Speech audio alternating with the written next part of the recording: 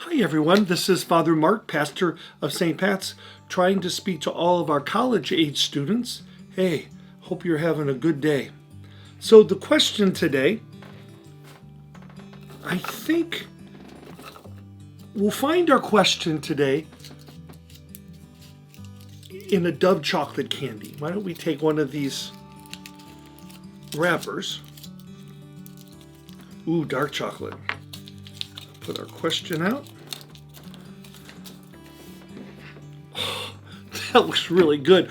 Oh wait, I gave up chocolate for Lent. I forgot. So what's our question? So our question is this. How do we stay patient with God in life in a time of waiting?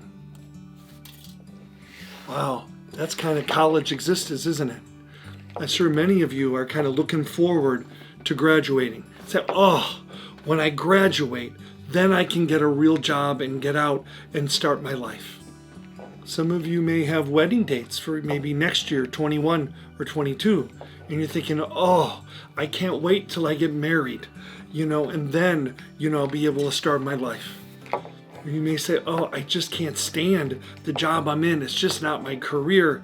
I just can't wait, until that happens. Or some of you may be like me and say, gosh, it would be nice when I get a clue. I have no idea what I want to do in life. I'm even between majors, and I'll be so much more settled. That's kind of your age. That whole 20s is where do I fit? And I can't wait till I find it. So how can we be patient when everything else is unsettled? I can really relate to this question.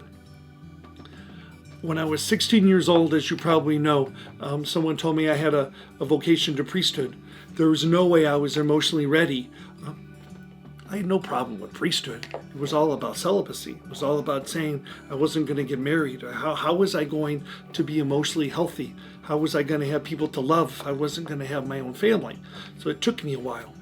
And finally, in the fall of 1990, I took 2.5 months, went from New Jersey to Albuquerque to New Mexico for a prophet school, And for that time, we did quiet prayer, we did social justice work, and on the way back, the last leg of the journey through Pennsylvania to New Jersey, the sun is setting, and my body starts shaking, not like a seizure, but just like deep crying and grief.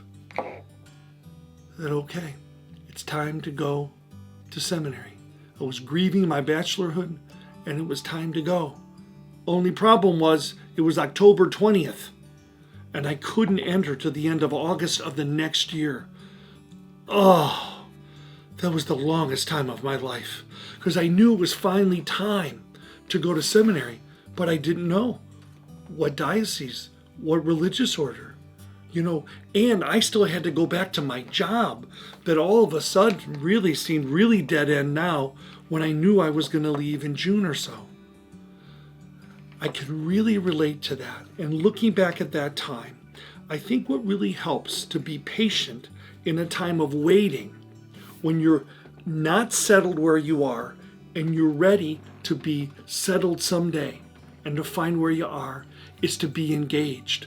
The more I engaged with the people at work, the more I got really excited about projects, that I still had to do. The more I invested myself in friendships, the more that I got involved. Thank goodness Father Sam Sirianni, my local pastor, just a godsend.